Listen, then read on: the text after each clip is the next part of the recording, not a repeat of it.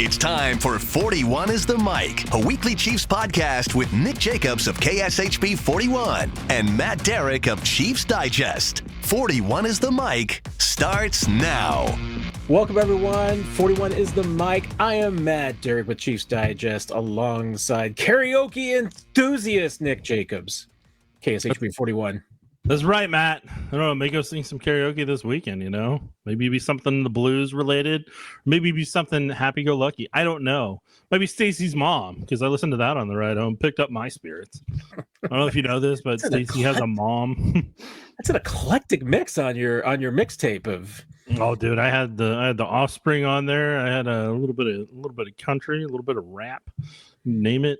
Went from Eminem to Offspring to Stacy's mom, Blink 182, and a handful of other things, Matt. And that's how we picked our spirits up after a poor performance. And the Chiefs on their 11 to 12 hour flight back may want to borrow my playlist. I don't know, maybe. Yeah, maybe they want to join me at karaoke night this weekend. Maybe. That's the crazy thing. I mean, it is 1:46 a.m. Chiefs Kingdom time as we're recording this. I mean, if your Chiefs Kingdom is in Central Standard Time. if it's in Chiefs Central Standard Time, yes. The Chiefs should be airborne by now. They most likely. Yeah, they are. They left a while ago. And we're going to record this. You're going to put it up, and people are going to have listened to the podcast, and they're still going to be in the air. I mean, there might be people in the organization listening to this on the flight home. Who knows? Actually, I know that happened on the way back. I know that happened on the way back from Germany. So it did. Yeah, you and I got a couple comments. Yep. If you are on the flight, I'm glad you're tuning in. I hope that we both entertain you and hopefully inform you. Mm-hmm. Safe travels back too. Okay. And safe travels back. All right. Chiefs fall 27-21 in their season opener to the Chargers, Nick. And I mean, I'll be honest. I thought the Chiefs had the Chargers right where they wanted them. Chargers built a 10-0 lead, and that's usually when Patrick Mahomes wakes up and takes over. But there was a lot of problems going out to that 10-0 Chargers lead, both sides of the ball, that kind of set the tone for the entire day. Yeah, the first thing that really frustrated me about the game was coming off the Super Bowl, what type of performance were you going to put out there for the entire world to see? And literally the world, because it was on YouTube and also KSHP 41. Thank you for watching. But what type of message were you trying to send to the world out there? How hyped up were you going to be for this game? First game back since you had the embarrassing performance on the biggest stage in the world. How were you going to respond? It was the first chance to respond. And what I saw, surprisingly, was a lot more of the same that I saw in the Super Bowl, to where I saw a team that was either jet lagged and sleepwalking for a while, or I saw a roster that if this continues in the next handful of weeks, I have some concerns about positions we had already talked about through the offseason. And I'm like, boy, they got some stuff to figure out at that point, because there was moments there when I was watching that Chiefs defense that it reminded me of the one that either they had in 2022 or 2023. I'd have to go back. It might be a little bit earlier, but I remember a game where the Eagles, when they went to Philly, the Eagles just relentlessly ran up and down the field, did whatever they wanted. The Ravens did whatever they wanted in week 2. And like, there was a time and a stretch to where it looked eerily similar there for a while. And I was like, man, I hope in the weeks ahead they get ironed out what they need to. And I'm thinking back to 2021. They lost to the Ravens 36-35, lost to the Chargers 30-24, and then they beat the Eagles 42-30. But they lost to the Bills 38-20. Now, obviously, things went well. They went well until the AFC Championship game.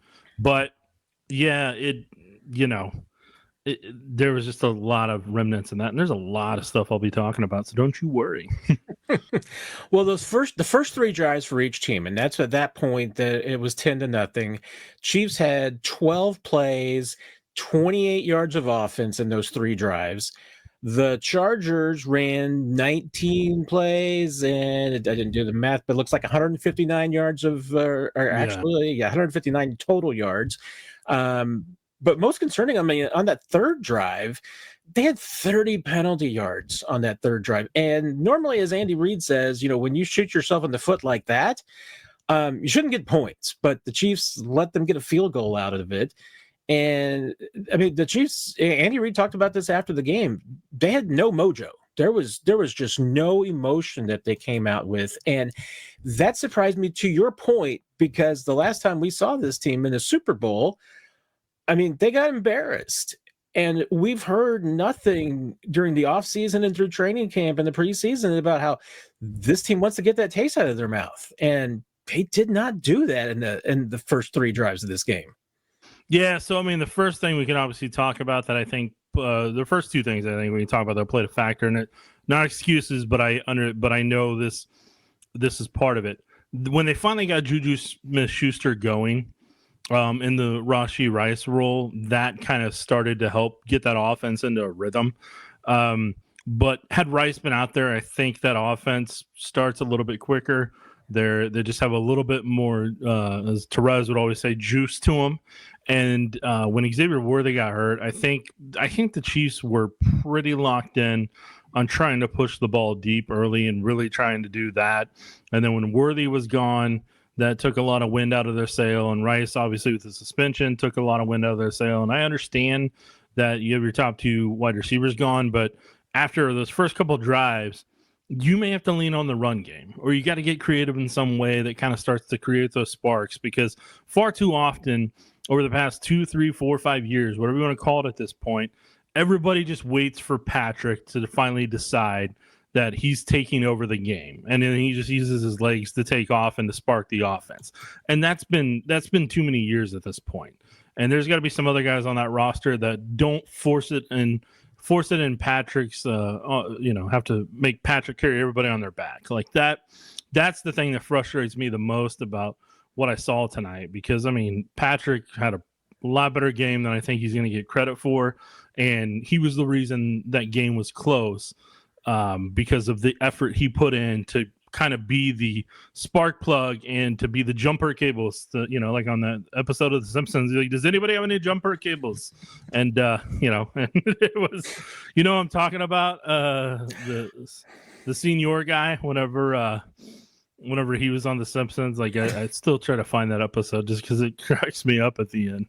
Because he's a guy who's installing doorbells. That's his theme. But anyways, yeah. So Bart's shocked by this, but yes, as he should be.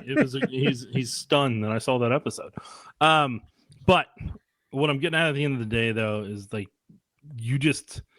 there's other people that have to step up to the plate and show that championship caliber and the championship mentality. And there was some times tonight where it wasn't there. And we'll see where they're at in the weeks ahead.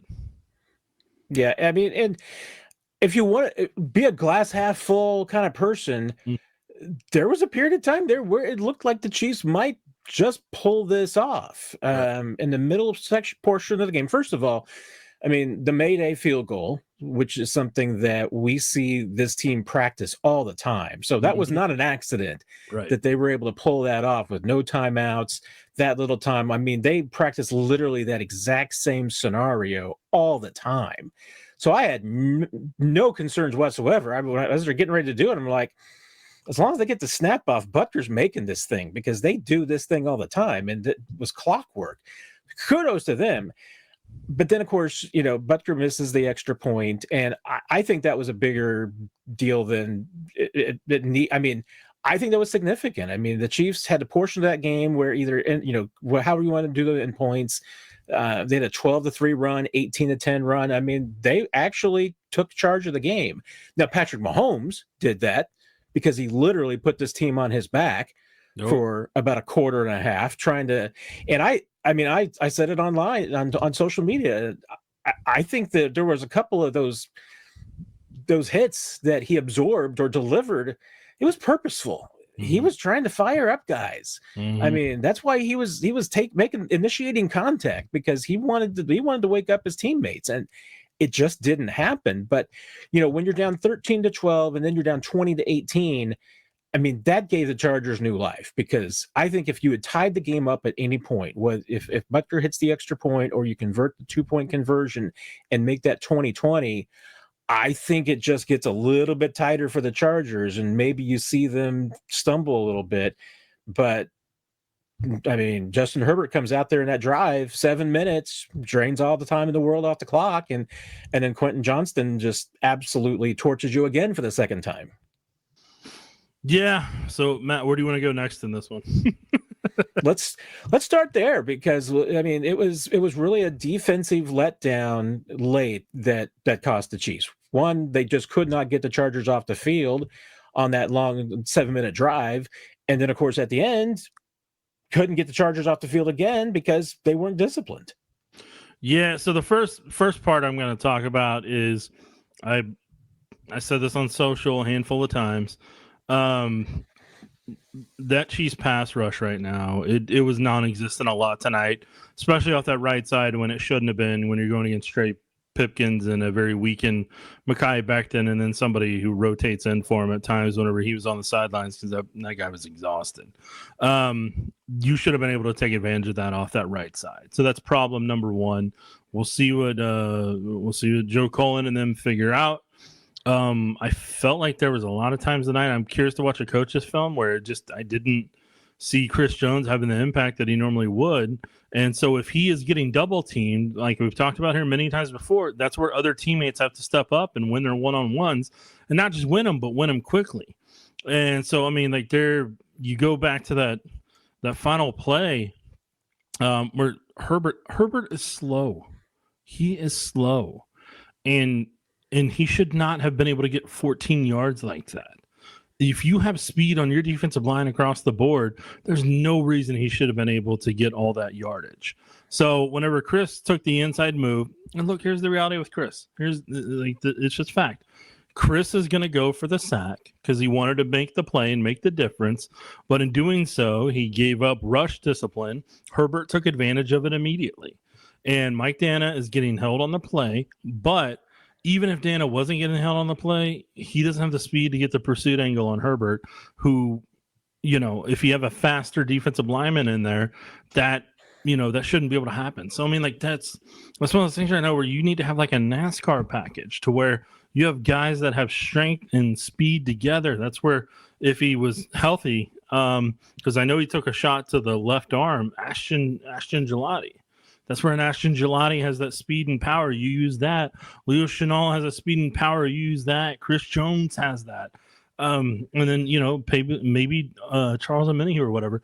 But right now on your defensive line, they are going to determine so much of what mistakes you do or don't see with that secondary right now, while they transition from not having Justin Reed back there anymore, and at times being a lot more lost than they should be. And that's the thing that Dave Merritt, Steve Spagnuolo are going to have to work on, is why were they so lost sometimes? Why were the Chargers able to take advantage of them whenever the various points, when two guys seemed like they were sitting on the same zone and it was a wide open touchdown behind them on like a corner route or something of that nature? And those shouldn't be happening with the players that talked at the podium earlier this week that said, hey, we have a lot of our core guys back together. We get a lot of our defense back together. Those shouldn't be happening with a championship caliber level of team and so many guys that have been to that mountaintop. So that's where my biggest concern is. But like that Herbert play we talked about, look, Chris, if you put Chris out wide, there's times where Chris is going to make a defense or offense pay for doing that. Tonight was one of those nights where slow Justin Herbert on his rascal scooter was somehow able to make them pay. And he stopped at one point, asked for directions, and said, guys, just keep going this way. Okay. Boop, boop, boop. And then he got the first down. There was no reason that should have happened. But I mean, like, that's, they didn't have a spy on that play, and that burned them. But they didn't think they needed a spy because they thought everybody was going to do their job and stay in their rush lanes. And I don't blame Drew Tranquil for one bit. If I was one of Chris's teammates, I would have said something to Chris too. Like, dude, we all got to do our job, man. Like, come on, dude. Like, that's what the play called for. That's what we got to do. So, and that's got to be one of the things. I mean, certainly, I'm sure it's frustrating to Andy Reid. I'm sure it's going to be frustrating to Steve Spagnuolo. The fact that your team honestly didn't play with a lot of mojo and passion tonight, and yet they got mad at each other is kind of concerning. I mean, I was glad at least somebody finally showed that they were fired up, but you need to be fired up at the other team, not at each other. I mean, here's how I'm going to say is if I'm Drew Tranquil, like Chris, you're supposed to be one of the leaders of the team. Like, you're supposed to be one of the pillars. You're supposed to be one of the guys that approaches this the right way, does this the right way, shows everybody else how it's done. But when you go out there, when you try to do that, you come across as selfish. Doesn't mean that's who he is, but it's one thing to be able to make a difference. But dude, you're going against Trey Pipkins. You're fine. You could take an outside rush and collapse in on that dude. And there's a handful of times whenever the Chiefs would be in 3rd and long there, and they would just have their corners sit past the sticks. So the Chargers knew it, and they're like, all right, we're going to dump it down every time. Boom, convert. And they just had their number on that. So the Chargers wanted to show that they're a different football team than what they were before. And so, I mean, it'll be interesting to see. I mean, they got a 12-hour flight to come back home, watch coaches film, I don't know, 5-6 times potentially. Seriously, they can if they want to. Yeah, if I was, there's enough time. So you'll find out on the flight home who genuinely wants to improve and who treats it as a job. Oh, they're going to have time to break down the film and have some position group meetings and do all sorts of things on that flight. Rows 35 through 40, meet back here for the D-line meeting. Exactly. But you touched on another thing about this game that I wasn't necessarily surprised, but it was a concern just going in. Yeah, was going to be just how much this Chiefs secondary has melded together yet. And Steve Spagnuolo kind of alluded to it. I mean, and certainly they got some concerns and reasons why, because Christian Fulton hasn't been, with this team practicing for a while. So you really don't know how he's going to fit in. Nazir Johnson's on injured reserve. You're missing him. But you had a lot of inconsistency tonight. Jalen Watson was inconsistent. You got inconsistent play from your safeties. I think Trent McDuffie didn't necessarily have the best game of his career. I thought he was inconsistent as well. And on top of that, the Chiefs pride themselves on being multiple defensively, but their zone defense tonight was abysmal. Yeah, they had a lot of problems in coverage, man, and the Chargers took full advantage of it. But the reason those problems in coverage shows because your pass rush they're giving almost a 3-yard halo around Herbert. So he didn't have to get off his spot if he didn't want to a lot of the times. And if you're not disrupting a quarterback's rhythm or you're not making him uncomfortable, then that dude's going to play a game of pitch and catch with whoever the heck he feels like on that football field. So, I mean, that what they do with their pass rush, like that's going to determine how a lot of this defense is going to go while these guys get more and more comfortable each week in the secondary. But I mean, you can either, if you want me to, I'll just end up saying it. Like you have issues at running back, you have issues at pass rush, and because of those are going to magnify some stuff at your kick and punt return position where you're gonna need that too. There's a lot more things depending what happens with Worthy and with Rice being gone that you're gonna need to get by in the next 5 weeks as you kind of mold and melt this thing together. And we'll see in the next 4 weeks if they've got the personnel that can, in some spots, that can get it done or not. You mentioned the run game, and it's worth noting. I mean, and when you look at the offensive side and you look at the statistics, hey, Hollywood had 10 catches for 99 yards. He also had a couple of drops that were unfortunately 16 targets critical. On 16 targets, exactly. There were some misconnections. Juju had the best game of any of the pass catchers, 5 targets, 5 catches, 55 yards. Nope. Reliable as can be. Kelsey had the 137-yard touchdown catch. That was huge, but otherwise was largely kind of absent from this game. Mahomes was it. And on top of that, yes, he was the game's leading rusher, 57 yards and 6 carries and a touchdown. But yeah, in the Chiefs run game, I mean, they never really established it. Isaiah Pacheco, 5 carries, 25 yards. Kareem Hunt, 5 carries, 16 yards. I think 3 of Kareem's carries were short yardage situations. But when your starting running back only gets 5 carries for 25 yards, that's not a commitment to the run game. And there were no touches for Brashard Smith. That's the biggest problem that they had in their game plan is Brashard Smith didn't get to touch the football.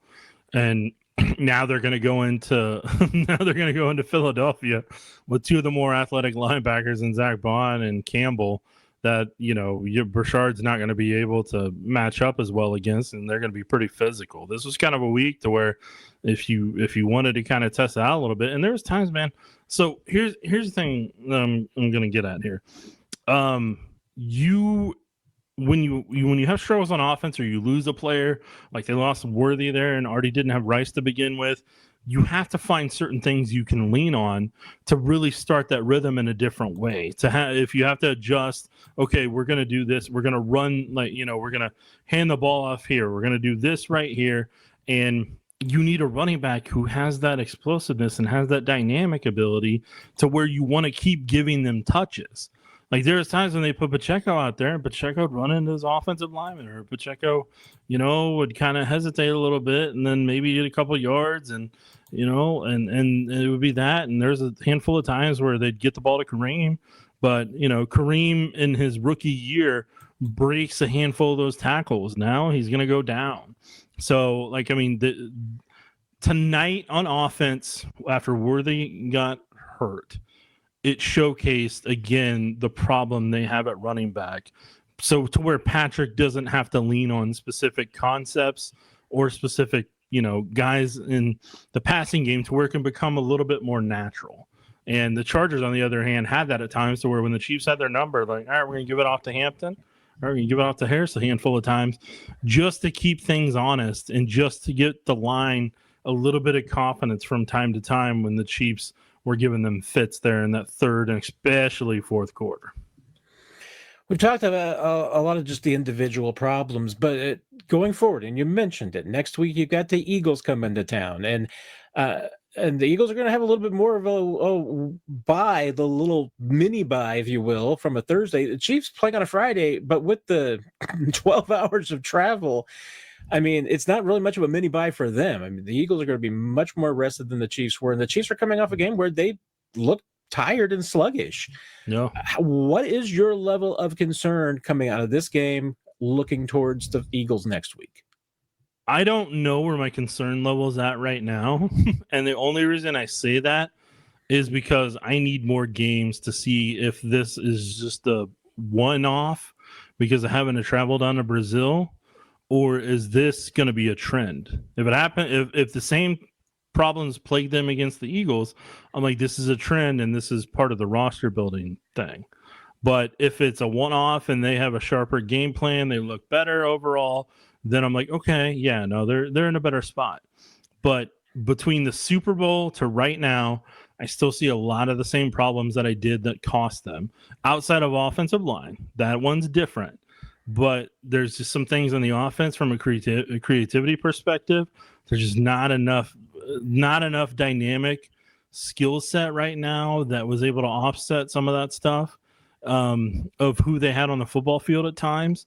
So those combined, I'm like, hey, they've got some stuff to figure out this week, and if they're able to buck the trend, then that's great. But I'm still keeping the Super Bowl in this game in my mind to see what'll be different from the Eagles and then where they're at with the Giants and the Ravens. But after the Ravens, we'll have a really good idea where they're at. Yeah, there's not a reason to overreact to one game. And the way you said, Nick, that you don't know how concerned to be, you kind of sounded like you were getting ready to say, I'm not mad, I'm disappointed. That's how Andy was in the presser, man. I was going to say Andy Reid in his presser sounded both mad and disappointed in this team tonight. Yeah. So I'm going to be interested to see. That's going to be an uncomfortable 12-hour plane ride home. There's going to be some uncomfortable moments on that plane ride, I think. And I was surprised to see Chris Jones as emotional as he was when he came into the presser room, just how frustrated he was in himself and just kind of how frustrated he was overall and like emotional he was. And I'm not saying that in a bad way. I'm saying it's good to see that emotion on his face. I was just surprised by it. I am going to leave everyone here with one positive thought, a glass half full positive thought, Nick, because the Chiefs, I mean, I would say tonight's effort, maybe a C-. This was not their best game. Right. Patrick Mahomes played very well. Not his best, but he played very well, and he tried to put this team on his back. Yep. I can't really necessarily at this point single out anybody else and say they had a very good game. Almost everybody else had a pretty mediocre game. Maybe we'll feel different after we see all 22. We'll see different on a second watch. But right now, I can't really tell you that anybody else was like, "Hey, that guy had a great game." Maybe Juju had a good game, but that's about it. You have that. Justin Herbert played a perfect game, made no mistakes. The Chargers executed their game plan. I'm not sure the Chargers can play any better than that. Chiefs have a C- effort. Chargers have an A+ effort. And this still came down to one possession at the end of the game. I mean, that's the team you have. There are plenty of teams that if they went out with their C- effort against the Chargers' A effort, this would have been a 20-point game. So, I mean, it's not the end of the world, Nick. No, I mean, but that's the difference in Patrick Mahomes, man. Like I tweeted out there, he's like, "Come with me if you want to win," and like he does that. That's who that guy is. Like that dude makes people believe. Now the problem is, like, the thing is, other guys on the roster have to decide on the flight home and in the weeks ahead, how do I become a guy like that too? What do I need to do and look inside myself to help be one of those guys as well, to where it's not just Patrick. I'm reminded of another Arnold Schwarzenegger film because tonight, this was Twins, and the Chargers looked like Arnold Schwarzenegger, and the Chiefs looked like Danny DeVito. So, yeah, I'm aware of the movie. I just don't know about. I thought you were gonna use like Last Action Hero or something. No, I would. Nobody would quote that, but I wish I could quote True Lies, but I'm not quite sure I got the correct quote that I could use right now. No, that's fine, man. It's all right. Hey, once the Chiefs get off this flight that will not end and get back to Kansas City, we've got a normal week heading up for us. We'll hear from Andy Reid on Monday. He will have his noon Zoom with the media. For us, we'll be back Tuesday night with the Chiefs Digest Q&A. Then the Chiefs normal prep week, Wednesday, Thursday, Friday. We will have Chiefs availability. Our second week of trying to do 2 episodes of the Chiefs Digest live Q&A, the shorter episodes. We'll see how this works this week. I have to tweak the times a little bit going forward, but we'll experiment, Nick. But a regular week, and then next Sunday afternoon at Arrowhead Stadium's home opener, Chiefs and the Eagles. So it's a relatively normal week coming up, Nick.